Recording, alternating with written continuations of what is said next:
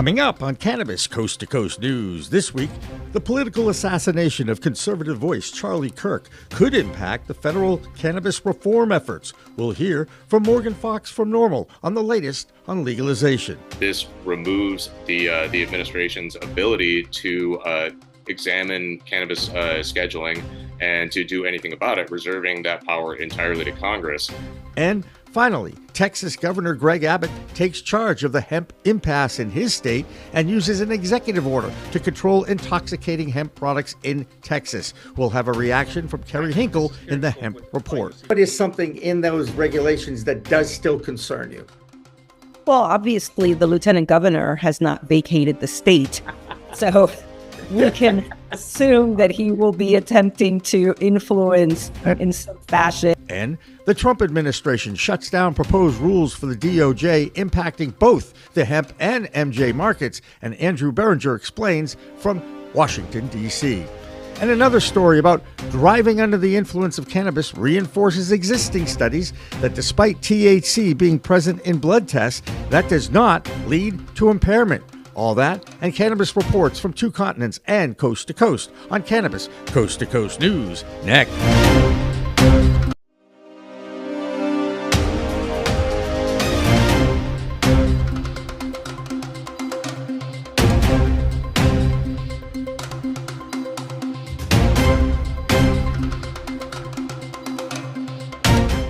Hi, everyone. Welcome to this week's edition of Cannabis Coast to Coast News. I'm executive producer Jimmy Young, filling in for Elena Pinto, who's on assignment in Portugal. Okay, she's not on assignment, but that's where she is, and I'll do the best I can to share this week's news documenting the fight to end cannabis prohibition here in the U.S. and around the world.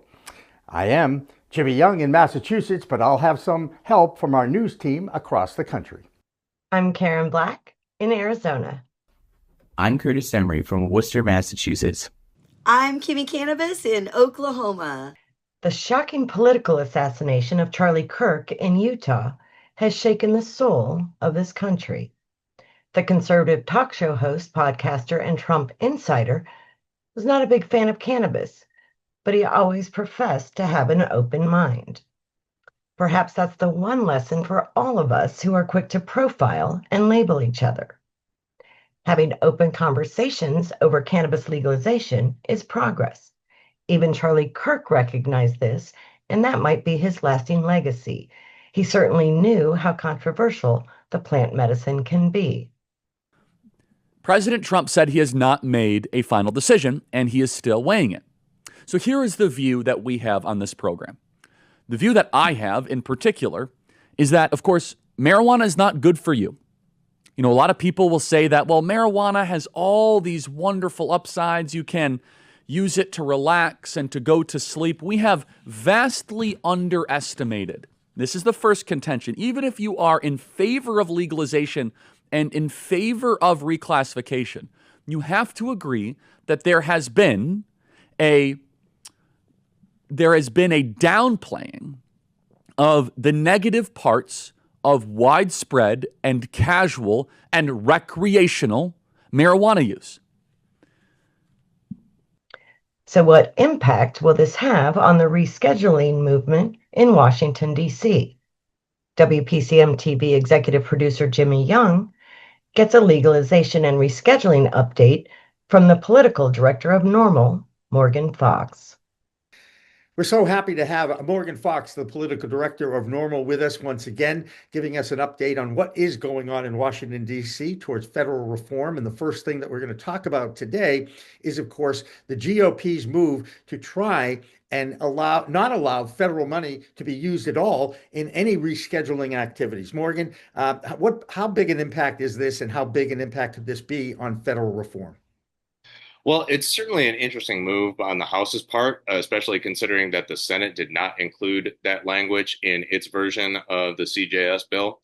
And I honestly think that this provision does not stand a really good chance of surviving through a full House floor vote, or through, even if it does get approved in the House, it probably won't survive in conference. Because this removes the administration's ability to examine cannabis scheduling and to do anything about it, reserving that power entirely to Congress. I mean, I've always thought that any sort of a rescheduling or descheduling move is probably going to come from Congress anyway, because of the intransigence of the federal government and the edifices of these agencies, which have spent, decades working under the auspices of prohibition and supporting those auspices.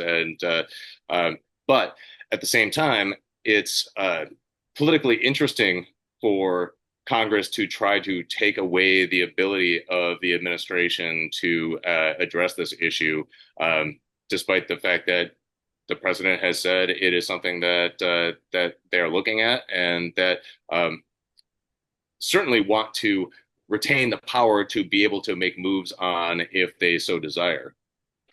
Our president likes to do executive decisions outside of Congress sometimes. I wonder if he may actually just say, you know what, I'm tired of dealing with this. Here, we're going to just reschedule it with an executive order. Is that possible? No. The president can direct federal agencies to pursue these things, but the process is very long and drawn out. We know that. Yeah, absolutely. So, the president cannot, with the stroke of a pen, just say, like, cannabis is rescheduled or descheduled, but the president's office can direct these federal agencies that are under executive control to actively pursue the process in an expedited manner. And if Section 607 of the CJS bill becomes law, those agencies will not be able to do that. And that power will be reserved solely to Congress, at least for the coming fiscal year. But we don't know for sure whether or not any sort of appropriations bills are going to pass, because it looks like we're quickly barreling towards a continuing resolution in which the previous fiscal year's budget is carried on with maybe some minor tweaks into the next year because of Congress being unable to actually pass budget legislation and wanting to avoid a total shutdown, which is coming up in about 20 days. And this is the way our government works these days, isn't it? When they're on deadline to shut down, that's when things get done, I guess. I mean, that's no, I mean, that's when they throw up their hands and say, we're just going to do what we did last year. The rest of that interview will be released in our Thursday special report this week. And later in the show, I'll have an editorial about the impact of the assassination of Charlie Kirk and the political impasse in this country, and how cannabis is right in the middle of it. Now, there was another item out of D.C. this week, and once again, the Republican-controlled Congress wants to shut down all federal funds for any further rescheduling efforts. Andrew Berenger has more from the nation's capital. I'm Andrew Berenger with the Washington, D.C. report for Cannabis Coast to Coast News. In a recent move reflecting ongoing debates over cannabis policy, a GOP-controlled House committee has voted to block efforts to reschedule cannabis at the federal level. The House Appropriations Committee has approved a spending bill that explicitly prevents the Justice Department from using any federal funds to move cannabis from its current Schedule I status. Now, is there any silver lining, you may ask? Well, this new legislation includes a rider which aims to preserve long-standing protections for state medical cannabis programs, ensuring federal interference remains limited. However, it introduces tougher penalties for distributing cannabis near schools, parks, and public housing, a move aimed at addressing concerns over community safety. Now, this bill also maintains protections for hemp research and affirms that the federal authorities can enforce laws against cannabis distribution near sensitive areas. Now, this debate over cannabis federal status continues, with the legislation signaling ongoing resistance to changing federal drug classifications. Well, that's the Washington, D.C. report. I'm Andrew Berenger reporting for Cannabis Coast to Coast News. Over the past 4 months, the state of Texas has been trying to figure out how to reel in and regulate that state's $5.6 billion hemp industry. After using his veto power to stop a total hemp ban earlier in the summer, Governor Greg Abbott called 2 special sessions of his state legislature. The Senate there is controlled by and led by the Lieutenant Governor Dan Patrick, who got his followers to pass another hemp ban bill. But he never got the House to agree. So the governor's executive action will allow the hemp industry to survive while still providing regulations that include tighter age gating. It will also ban all combustible THC-infused smokable products and require strict testing similar to the medical cannabis program that has recently expanded. With more on what is going on in Texas is our own hemp reporter, Kerry Hinkle. This is Kerry Hinkle with Bayou City Hemp out of Houston, Texas, and I am back again with another hemp report for Cannabis Coast to Coast News. This week, the second week of September, we see a final resolution in the long saga that has been the Texas legislature. As you may remember, in the last few months, both during regular session and the subsequent two special sessions, there were the legislature, the governor, and in particular the lieutenant governor have been unable to find a compromise on all things hemp regulation. That is why this week, Governor Abbott issued an executive order that requires the Department of State Health Services, DSHS, to work with TABC, the Alcoholic Beverage Commission, to implement some much needed regulation on the industry. This includes 21 and up by only selling these products to adults, truth in labeling, and elimination of lookalike products, and also a study to subsequently be had at A&M to look at how to implement larger regulations during the next session, and industry feedback will be welcomed alongside law enforcement and others in this commission at A&M. So the governor is taking short-term action on some products as well as establishing a commission to look at how to properly regulate these for the long term during the next session. Now, the part that's most interesting in the hemp industry right now is a new requirement for total THC testing standards. We've seen other states like Oklahoma, Tennessee, and Kentucky implement total THC testing standards with an effort and a direct attack on hemp flower. So while we still wait for DSHS and TABC to implement rulemaking and take industry feedback and understand exactly what the governor can and can't do with his executive order, by issuing a total THC testing standard, many in the industry view this as a direct attack on hemp flower availability. So we will see how that category is specifically handled here soon, but the larger industry of beverage, edibles, topicals, tinctures, etc. is now safe thanks in part to Governor Abbott and his executive order. This is a clear attempt to implement regulation rather than prohibition of a large $6 to $7 billion industry that many adults in Texas currently enjoy. So thank you for all that have been following along in the last few months of this long saga. We are thankful here at Bayou City Hemp for Governor Abbott and his action with the executive order. But for, again, I am Kerry Hinkle with Cannabis Coast to Coast News. Thanks, Kerry. As always, a great job, and congratulations to the Bayou City Hemp Group for finally having those regulations that they've been asking for. Joining us now from the state of Texas is Cynthia Cabrera from Hometown Hero. She's the strategic principal with that organization, and she was very much involved with the I don't even know if I can call it a dog and pony show in your state anymore, because it has been a fascinating ride during these two special sessions. And now finally, Governor Abbott perhaps did the right thing for the industry. Do you feel confident that now you have working regulations that the industry can survive and thrive? Well, contrary to the rhetoric that the lieutenant governor, shot out for 9 months or whatever, the industry has already had regulation since 2019. So what the the only thing that was missing, the only important element that was missing was an age gate, which is something that we as an industry had been pushing for 3 legislative sessions and were unable to achieve because, it would have given the industry, we were told, it would give the industry legitimacy and it would take away a big talking point if we were able to get the age gate. So I am grateful that the executive order that the governor put out includes an immediate age gate, and then the rest of the instructions, and there are, the devil is in the details. Right. So let's talk about some of those details. What are, as someone who's in that industry, what are you most concerned with the executive orders? And of course, the thing about an executive order is, okay, that's in place now. The government doesn't shut down. You guys can still make changes if you have enough people behind you. But point is, what is something in those regulations that does still concern you? Well, obviously, the lieutenant governor has not vacated the state. So we can assume that he will be attempting to influence in some fashion, whatever, what that review of regulation looks like. And I think that enforcement passes over to TABC, which is fine. And then everything else stays with DISHES, and DISHES has to review. And DISHES is the Department of Safety and Human Services or something. And so they have to review the existing regulations to see if they need beefing up or firming up or anything like that. And what's interesting is that agencies in Texas have to review their rules every 4 years. And the DISHES actually reviewed all the hemp rules last year. And made no changes. So it'll be interesting to see how this goes. And again, the devil is in the details.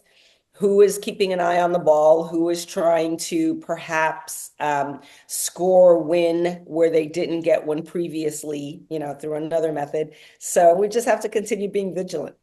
Most of the over 8,000 hemp-based businesses in Texas are breathing a sigh of relief now after the latest reform of hemp laws in Texas have been signed by the governor. Now, did you know that industry employs over 50,000 people and generates millions of dollars in tax dollars in Texas? And it certainly didn't make much sense to ban and shut down an industry in that state. Unfortunately, now they won't have to. Next up is our Virginia reporter, Joe Parsons.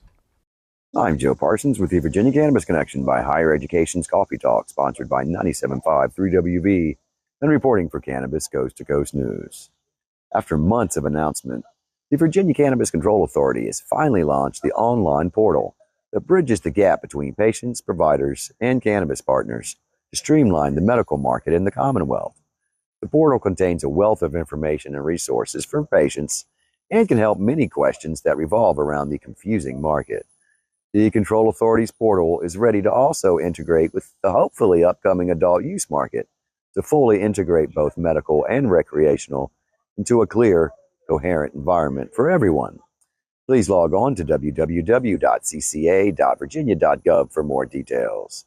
Next up, the 11th District had a special election to replace longtime Democratic Representative Jerry Connolly, who sadly passed away this May from cancer. In a clear, decisive victory over Republican candidate Stuart Whitson, the Democrats kept control of the massive 11th District. This is important because if Winston Earl Sears wins the governor's desk, she's likely to continue the former governor's prohibitionist agenda.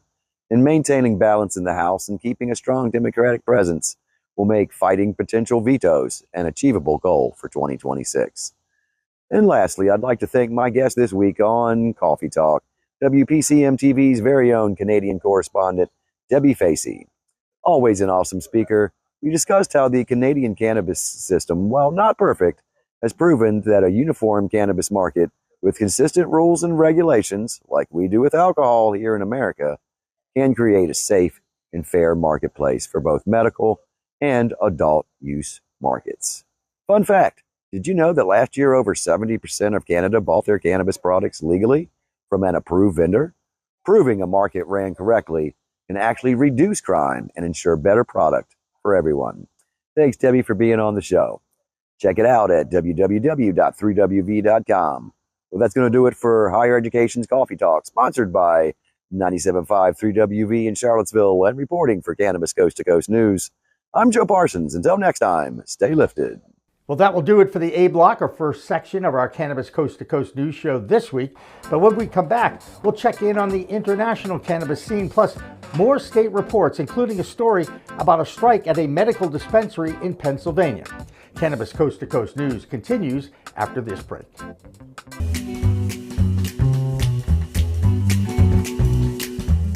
Your cannabis business could be overpaying by hundreds of thousands of dollars in federal income taxes because of one simple assumption that you're making about your accountant. A dispensary owner in Colorado called me frustrated as hell. He'd been working with the same accountant for 3 years. His accountant said, "What's 471C?" Here's what the ignorance of that accountant was costing this business owner. $180,000 every single year for 3 years. 471C has been around since 2017. We're talking about an 8-year-old tax provision that many cannabis CPAs don't fully understand.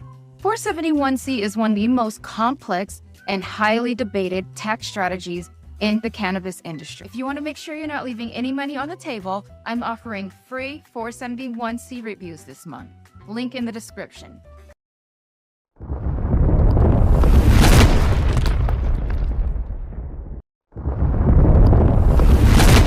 Accounting Buds has grown into Buds Group, the same award-winning quality, now with more service offerings.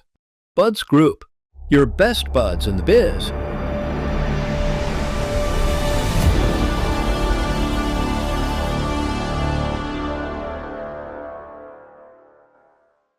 Looking for PR that over-delivers on expectations? At Maverick Public Relations, they pair big agency experience with personalized attention. From launching award-winning brands to securing top-tier media hits, their data-driven communications team helps visionary leaders and entrepreneurs rise above the media noise. Maverick PR is responsive, collaborative, and relentless about results and ROI. Visit themaverickpr.com and make headlines together. If you want to make history, if you want to be part of history, if you want to say you helped legalize marijuana in America, now is the time to join us.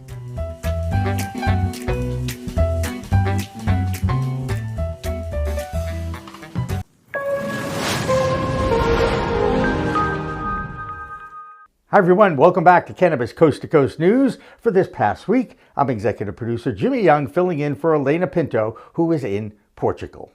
This is the B Block, and that's when we take a look at what is going on the other side of the pond, called the Atlantic Ocean, and that's where our European market is starting to take off. A few weeks ago, we shared the story of the future for adult use sales in Switzerland.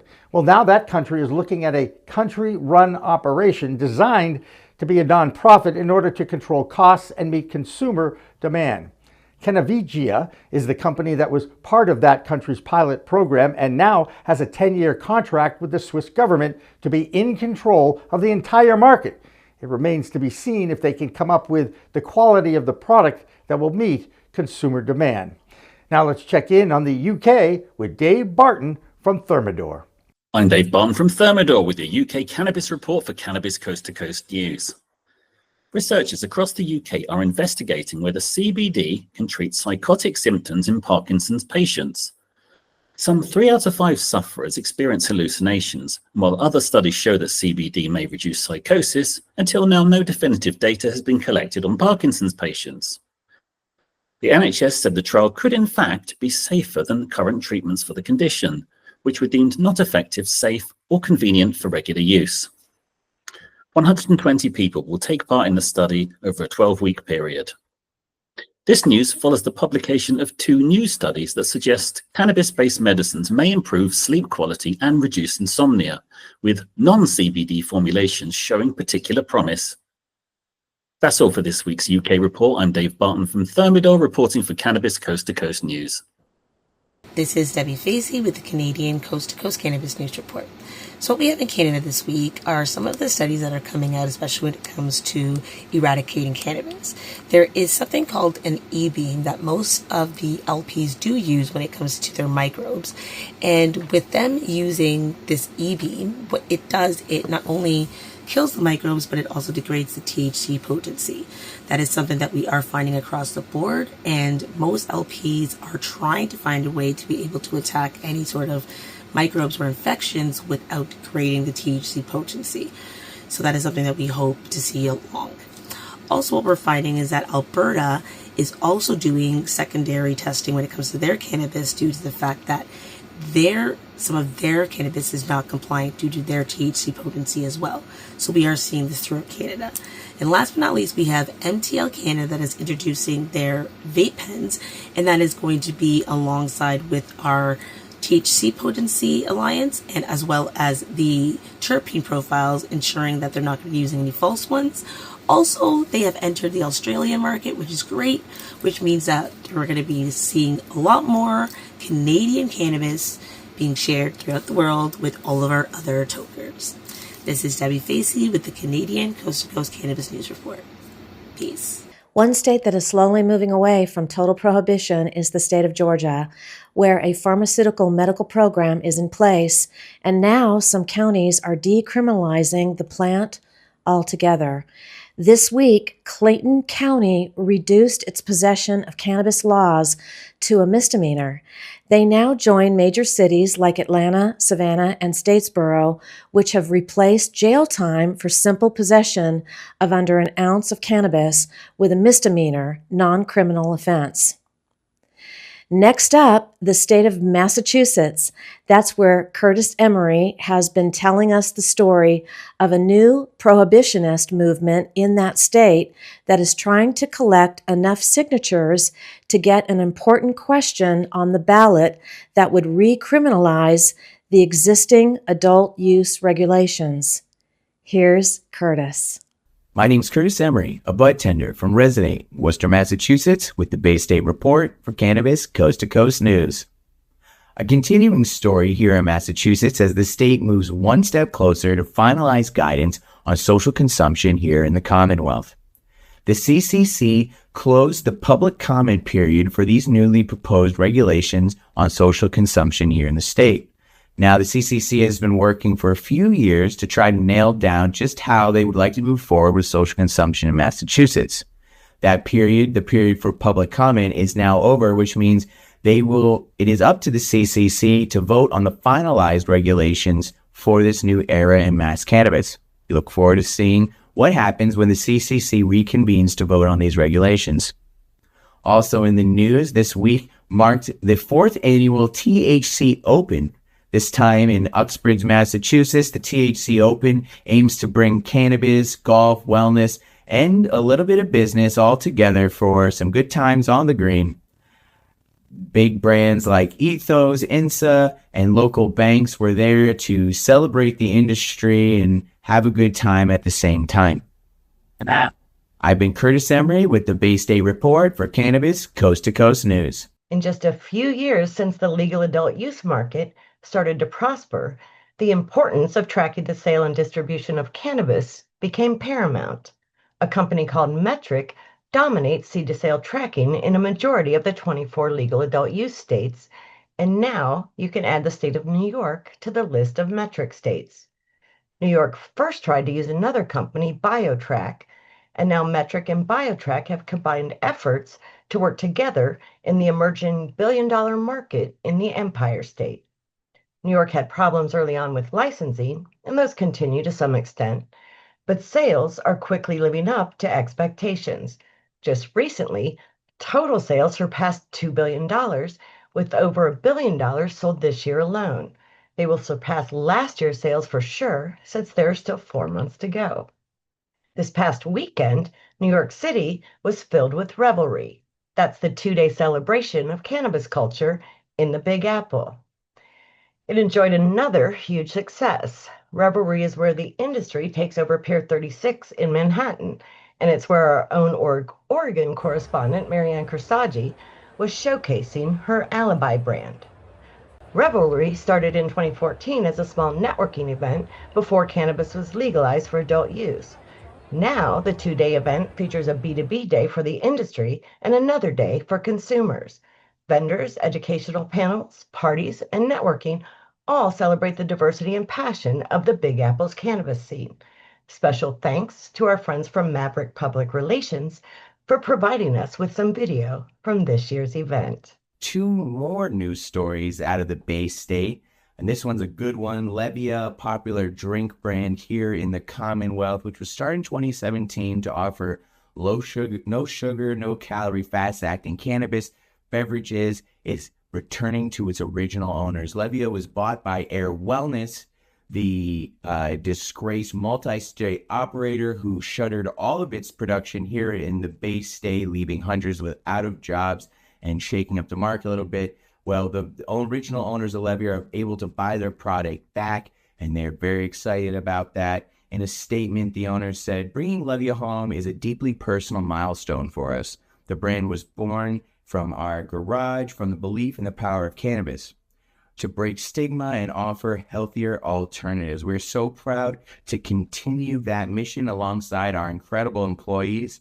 Their dedication has been at the heart of Levia, and together we're ready to scale the brand, expand into new markets, and to write the next chapter while staying true to our mission and values.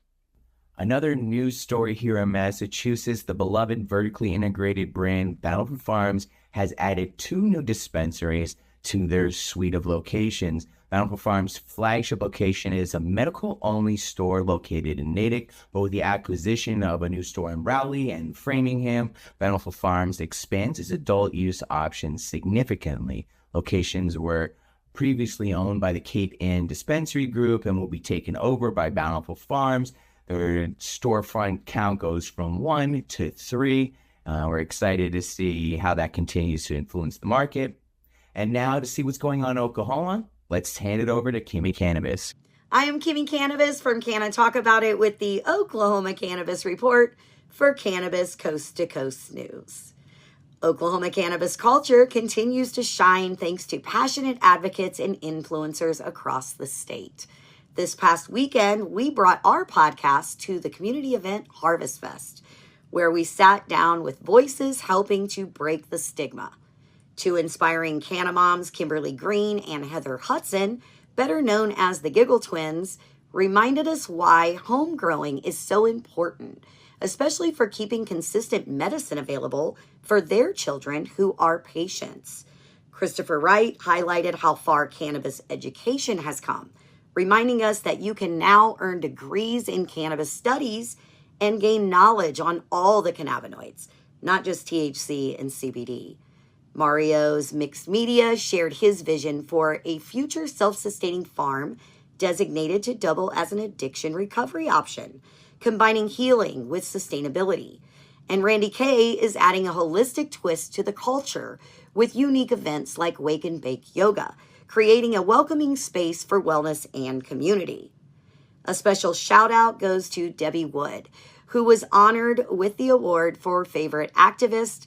She spends countless hours collecting signatures and doing the hard work needed to move cannabis legalization forward here in Oklahoma.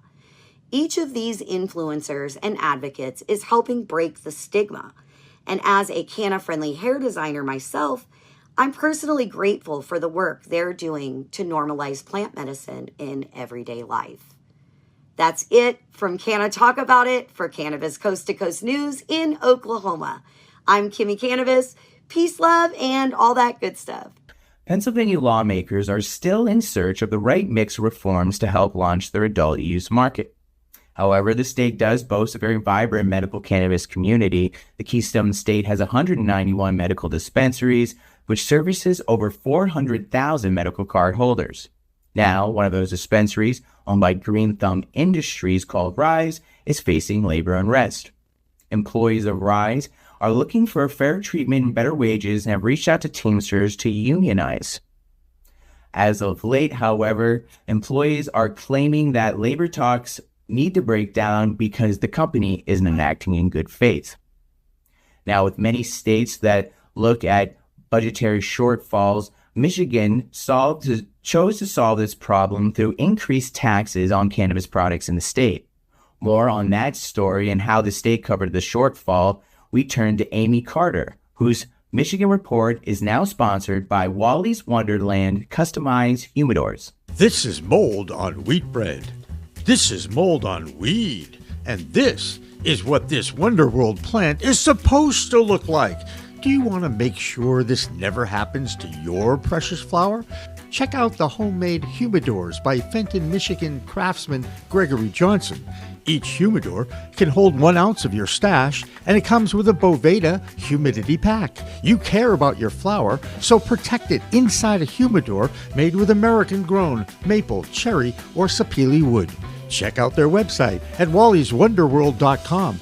There, you'll find the famous award-winning Hakuna Matata No Worries Humidor. You'll also find a variety of humidors with different designs. They even customize accessories like doobie tubes, grinders, and even a classic roach clip from the 70s. Treat your stash with class with a custom homemade humidor from Wally'sWonderworld.com and never worry about moldy weed again. I'm Amy Carter with Michigan Weedsters for this week's Cannabis Coast to Coast News. Michigan's cannabis community is buzzing with concern as lawmakers consider a hefty new 32% wholesale cannabis tax to fund road repairs. This proposed tax could hit the wallets of consumers and businesses, threatening to undermine the industry and drive people back to the illicit market. There is a coalition being formed against these new taxes. It is probably a good idea to call your lawmakers at this time and oppose them. It's another week and another vape recall has hit the Michigan cannabis scene. The CRA has issued a recall for Top Smoke Go-Kart Runt cartridges sold at 75 dispensaries due to banned additives. If you have this product, do not use it. Workers at Exclusive Ann Arbor are now in their second week on strike, making a bold stand for fair labor practices. All eyes are on this rare unionized dispensary as the workers fight for a better deal. The 5th annual Harvest Rally in Lansing was a huge success, bringing together the Michigan cannabis community for a day of advocacy and celebration. The energy was electric as supporters rallied for small businesses, patients, caregivers, pushing for a brighter future for the cannabis industry. On September 25th, visit our sponsor Wally's Wonderworld at Hazy Holes Cannabis Classic at Indian Hills Golf Course on Saturday, September 27th at 9 a.m. I am Amy Carter with Michigan Weedsters for this week's Cannabis Coast to Coast News. The Michigan Report is sponsored by Wally'sWonderworld.com. One of the most contentious issues that faces the cannabis industry is the challenge that lawmakers and law enforcement have when identifying cannabis-infused drivers. Being able to tell which drivers are impaired and which ones are using the plant medicine responsibly is a legal issue that is still very much up in the air since the plant stays in your system for 30 days. Of course, if you happen to be one of the 20% of people in adult use states who consume it daily, your tolerance will be a lot stronger than newbies or first-timers. Now, the University of California at San Diego did a controlled research study on impairment by regular users after 2 days of abstention. Many in the industry call any break from regular daily use a tolerance break. The study concluded that drivers showed no impairment after 48 hours after their consumption. Now, let's check in with Jenny Germano with our Colorado report for this week. I am Jenny Germano with ICS Consulting. This is the Colorado report for Cannabis Coast to Coast News. A new lawsuit in Colorado is challenging how the federal government is monitoring cannabis businesses. At the center of the case are questions about whether the IRS is stepping into the role of drug enforcement, something critics say it's not supposed to do. It could have big consequences for how cannabis businesses are treated nationwide. The case was filed by a dispensary located in Rifle, Colorado, on the western slope, and it accuses the Internal Revenue of doing more than just reviewing their tax returns. The claim is that the IRS has been used as an investigative arm for the Department of Justice and the DEA, issuing broad summons and conducting what the plaintiffs call mass audits of cannabis operators. Attorneys for the dispensary argue that this practice violates federal restrictions. Congress has specifically prohibited the DOJ and DEA from spending money to interfere with state, medical, and adult use cannabis programs. The lawsuit suggests that the IRS is being used as a workaround, gathering evidence that the drug enforcement agencies can't collect directly. The IRS strongly rejects those claims. In its response, the agency called the allegations illogical and baseless. Officials insist that the audits are focused on whether these businesses owe additional taxes, not about prosecuting drug crimes. They also pointed out if the DEA wanted to bring criminal charges, it could do so more directly without relying on tax records. This lawsuit shines a spotlight on the ongoing clash between states and federal law. Colorado legalized medical cannabis more than 2 decades ago, and adult use sales have been allowed since 2014. Yet cannabis remains federally illegal, which means every state licensed business still operates in a kind of legal gray area. The outcome of this case could help determine how far federal agencies can go when investigating the industry and whether cannabis operators have additional protections when they are following state law. For now, the lawsuit is moving forward, and many in the industry are watching this closely, because the decision could set a precedent for cannabis businesses well beyond Colorado. I am Jenny Germano with ICS Consulting, reporting for Cannabis Coast to Coast News. Well, that will do it for the B block, or second section of Cannabis Coast to Coast News for this week. Coming up, more state reports and a story of an MSO based in Massachusetts that is dealing with $1 million fine by the IRS and the impact on its operations in Illinois. Cannabis Coast to Coast News continues after this.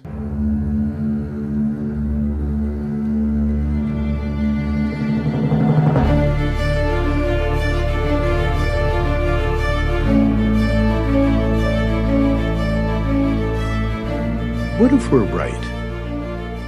What if all of a sudden they discover that there is medical use for marijuana and that it is good for you and it's better than alcohol and it's better than opioids and it helps your health? What if we're right? What if they find that out? Specific cannabinoids have medical value. These are facts. I'm here today in hopes to assist in removing the demonized stigma of cannabis and the perception that cannabis is just about getting high. The true base of this plant has to be known. I don't think anybody should ever go to jail for cannabis. Get some medicine, and everybody should have access to it. This is something which, at the very, very least, is the key to alleviating suffering and extending life for millions of human beings. Right? For returning some kind of balance to our society, and quite possibly of restoring our planet's natural balance as well.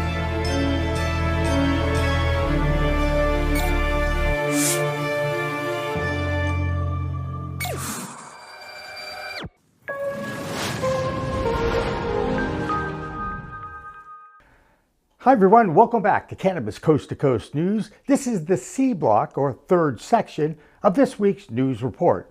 I am Jimmy Young, filling in for Elena Pinto, who will be back from Portugal at the end of this month. Trust me, she'll be here. In the meantime, we continue to document the fight to end cannabis prohibition in the U.S. and around the world.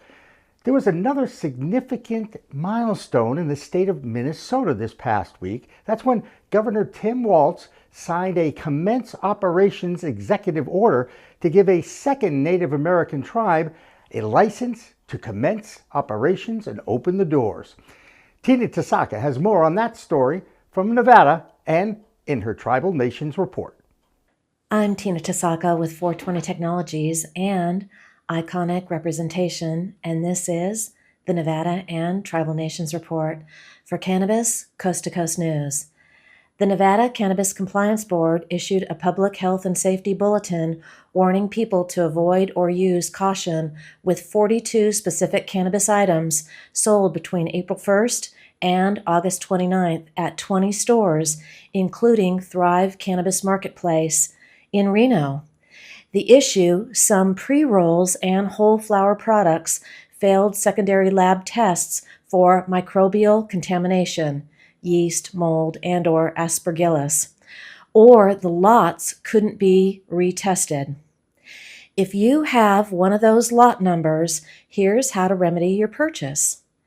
Check your product lot number, compare it against the CCB Bulletin's list of affected lots. Avoid using the product if it matches an impacted lot. Contact the retailer where you bought it from, for example, Thrive Cannabis Marketplace, and ask for a refund, exchange, or safe disposal guidance. Contact the Cannabis Compliance Board too. They have consumer reporting options.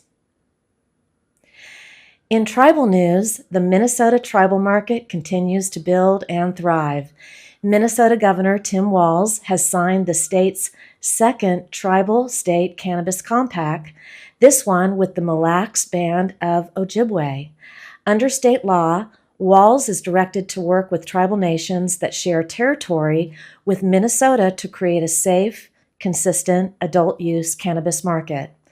The Mille Lacs Agreement focuses on product testing, data sharing, and consumer protections, while also opening opportunities for collaboration between the tribe and state-licensed businesses.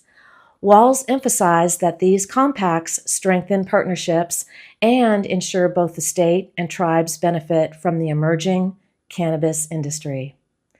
That's it for the Nevada highlights and tribal nations. I'm Tina Tasaka with 420 Technologies and iconic representation for Cannabis Coast to Coast News. The state of Nebraska continues to battle with advocates in that state and stop the democratic process in its tracks. Voters approved a ballot initiative a few years ago, paving the way to start a medical program. Now the governor there, a Republican named Jim Pillen, told the Cannabis Regulatory Commission to not approve any more cultivation licenses and cap the whole process. The governor wants to limit the number of plants to just 1,250. The governor fears an overabundance of the plant will depress prices and drive patients back to the legacy market. Now let's check in with Karen Black in Arizona. I'm Karen Black from Greenfinger Consulting with the Arizona Cannabis Report for Cannabis Coast to Coast News. Arizona's medical cannabis landscape is hitting a crossroads. Local advocacy groups and researchers are urgently calling on state officials to unlock $2 million earmarked for clinical research targeting conditions like autism, epilepsy, and PTSD. Despite broad support and legislative approval, bureaucratic delays are keeping these funds from researchers who say more scientific data could directly benefit patients and help medical dispensaries find new ways to serve their communities. Meanwhile, regulators are tightening up. The FDA sent a warning letter to Arizona-based True Balance about their CBD eye drops, which the company claims treat pink eye and macular degeneration. The agency says these products are unapproved drugs and could have risky side effects, particularly for direct eye application. The warning is part of a larger push for stricter oversight of health claims in the CBD product market. Arizona's retail cannabis numbers reflect the pressure. August brought in just over $91 million in sales, with average prices down slightly to about $17 per item. That's nearly a 9% year-over-year drop, and the flower category saw a 15% decline from last August. Opportunities are shifting as price competition and saturated shelves make operating margins tighter for most businesses. The medical market is feeling the squeeze more than anyone. Second quarter medical purchases plunged 26% compared to a year ago as patients opt for adult use purchases instead. Across the state, medical cardholder numbers are dropping, and dispensaries focused on medical products are facing layoffs and tough decisions about their business models. In other news, the Arizona State University Cannabis Legal Association just announced their new president, Janae Daw, and vice president, Tristan Brown. Their leadership is expected to bring fresh momentum to cannabis policy discussions and professional development on campus. It's clear Arizona's cannabis market is going through a critical transition. Connecting all these threads, unlocking those dedicated research funds isn't just about advancing science. It could reinvigorate the medical cannabis industry at a time when it's losing ground.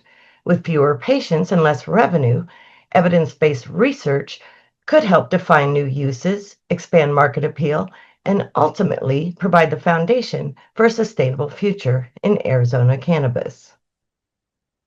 That's all for this week's Arizona Report. I'm Karen Black from Greenfinger Consulting reporting for Cannabis Coast to Coast News. The state of Missouri continues to make tweaks to the cannabis industry rules.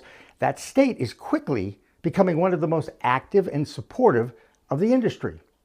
Now there's a ballot initiative that will actually open up sales of cannabis and intoxicating hemp products in the same location and shops that sell alcohol and tobacco.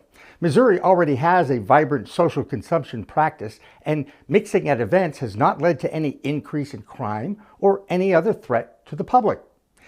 Now, let's check in with Mark Allen, the Chicago clone guy from Illinois. He has a story of a major fine for MaryMed, a vertically integrated multi-state operator based in Massachusetts with a number of dispensaries operating in Illinois. What's up, everybody? I'm Mark Allen, the Chicago clone guy, reporting for Cannabis Coast to Coast News, just outside of Chicago, Illinois. This is Bird. Thanks for tuning in. Sorry I've been MIA last few weeks. I've been sick and I've been tired working on a clone facility. I will be reporting from a commercial clone facility very soon, possibly next week. But that's not the news I was actually planning on reporting, but that's my personal news, which is big for Illinois. In real news, MaryMed, a local Illinois dispensary, they actually have 5 locations, just got slapped by the IRS with a $6 million lien. It wasn't from the state of Illinois. It was from the feds. It was from, like I said, it's from the IRS, Internal Revenue Service, for $6 million. They're attributing this, lack of funds to the fact that the 280E tax code really puts a hurting on, these types of businesses. So, they're dealing with that right now. In other news, I recently reported that about 10 ex-retired cops were opening a dispensary, and people were, questioning the ethical, standards of that. Like, why are there still people in jail from these cops for weed that are now going to be selling weed? So long story short, one of Chicago's aldermen actually put a stop to their dispensary in his territory. So for those exact reasons, he said, that's unethical. There's still people in jail because of these cops that threw them in jail. And now these cops are going to sell weed in it? They're like, no, our town's not having that. So the residents and that alderman put a stop to it in that town. So, and another side question is, most of these cops are black and brown. They're benefiting from the social equity fund for the people that were hurt by cops. So these cops that threw people in jail and still have people in jail are getting money for throwing people in jail now. It's totally backwards, but I get it. But that's America. That's how it works. But that's pretty interesting. But that sums up the news for Cannabis Coast to Coast News. I'm Mark Allen, the Chicago clone guy. Thanks for tuning in. Hi, I'm Christina Brisson with over-the-top renovations with Cannabis Coast to Coast News with your weekly Ohio update. While we have no legal changes here in Ohio yet, there's not been any update as to whether there'll be any more votes from the Senate or the House.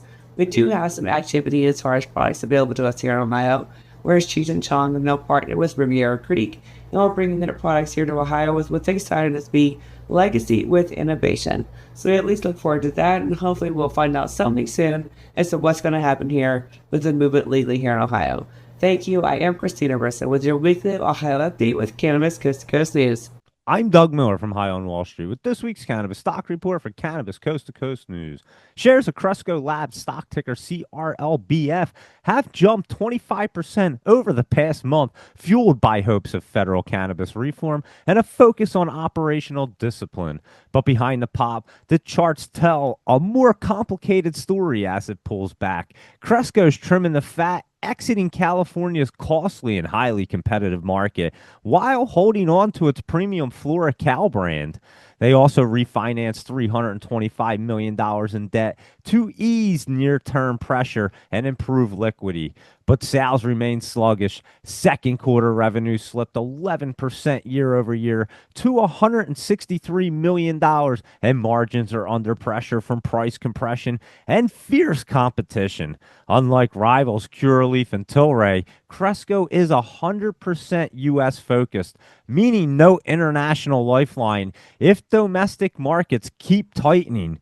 So let's see how the stock chart looks. It's trading around 98 cents after running up to $1.62, and it is pulling back. It looks like it has some more pullback, but when we get to that bottom, we'll have to check it out and see if it wants to run back up. And that's this week's Cannabis Stock Report. Reporting for Cannabis Coast to Coast News, I'm Doug Miller.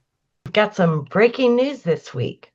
The nominations for the 2025 Emjay International Cannabis Awards were announced this past week. This is one of the highlights every year at Emjay BizCon in Las Vegas. This year's Emjay Awards will be held on December 4th during the conference, which runs from December 2nd through 5th. There are awards in 20 categories, like for cultivation, business and financial services, packaging, and retail and culinary experiences, and the very last one is for Best Journalist. Executive producer of this show, Jimmy Young, has been nominated along with Rochelle Gordon from Green State, Javier Hassi from Benzinga and High Times, Lex Pelger, podcaster from the Lex Files based in Europe, who was an original member of our Weed Talk news team, Dustin Hawksworth, the editor-in-chief of Fat Nugs magazine, and Mika King from Cash Color Podcasts. Obviously, we want you to vote for your favorite in all these categories, but I'm voting for Jimmy. We made a QR code that takes you right to the Emjay's website where you can vote for him too. Jimmy really doesn't think of himself as a journalist anymore, but he's honored to be mentioned alongside some of the others in the business who all do a great job. You can vote once a day for the next 2 months, so let's get Jimmy and Emjay to go with his Emmy. Just a quick mention of thanks for the Fairchild Event Group and Emjay BizCon for this past week's nomination for an Emjay. It's the category that is a favorite journalist. And now I got to tell you, I've been flattered by this recognition, but my days as a journalist for sports was 30 years ago. Now I'm the executive producer and a content creator, interviewer, and trainer of the Cannabis Coast to Coast news team. We're so lucky to have a network quality talent and personality from Boston, Elena Pinto, as our main news anchor, and all of our volunteer contributors to this program give their time every week to share their insight on what is going on in their state. Now, you can call me whatever you want, but in my soul, I really am a teacher and a coach. So thank you again for the nomination. Nothing gives me more pleasure now than seeing one of our volunteer contributors become more comfortable on camera and more confident in life. Here's one of our newest reporters from Minnesota, Alicia Bellamy, with a look back at last week's Doobie Dabbler Festival.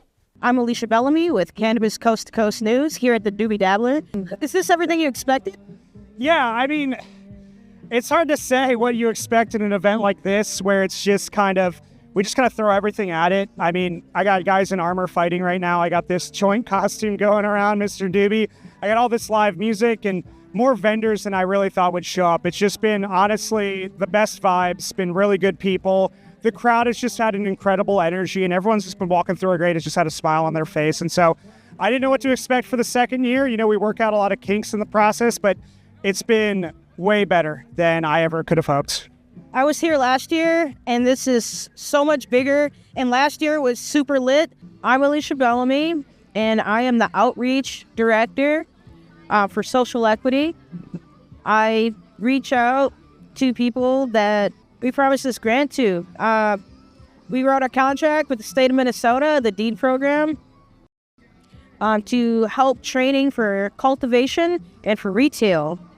So happy to have received the grant, and so happy to be a part of the Minnesota Cannabis College. Jimmy Young is a Emmy Award winning journalist, and he is the producer of the show, and I'm so happy to be a part of that. I'm Alicia Bellamy for Cannabis Coast to Coast News. Thank you, Karen. Thank you, Alicia. And you know what? We're all one news team here at Cannabis Coast to Coast News. So for the entire news team, I'm Jimmy Young. Thanks for watching. Remember, it's a whole new world of weed out there. Consume responsibly, and I promise Elena Pinto will be back in a few weeks.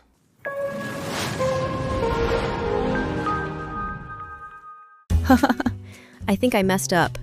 Did you know there's a place that covers all the cannabis news you need?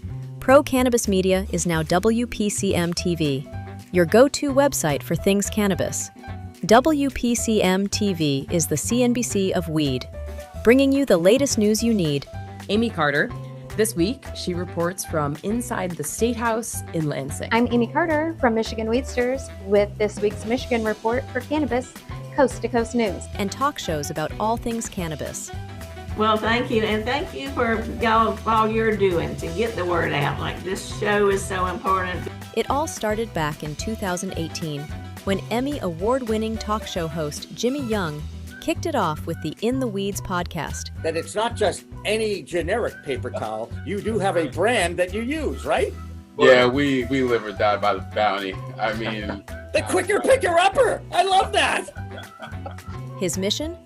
Building an army of multimedia journalists and podcast hosts who are documenting the fight to end cannabis prohibition in this country and around the world. Fast forward to today, and we've got the nation's only weekly cannabis coast-to-coast news program with Elena Pinto. Hi, everyone. Welcome to this week's Cannabis Coast to Coast News, WPCM TV's weekly production of the fight to end cannabis prohibition in this country and around the world. I'm Elena Pinto. Delivering the nation's only TV news-style program.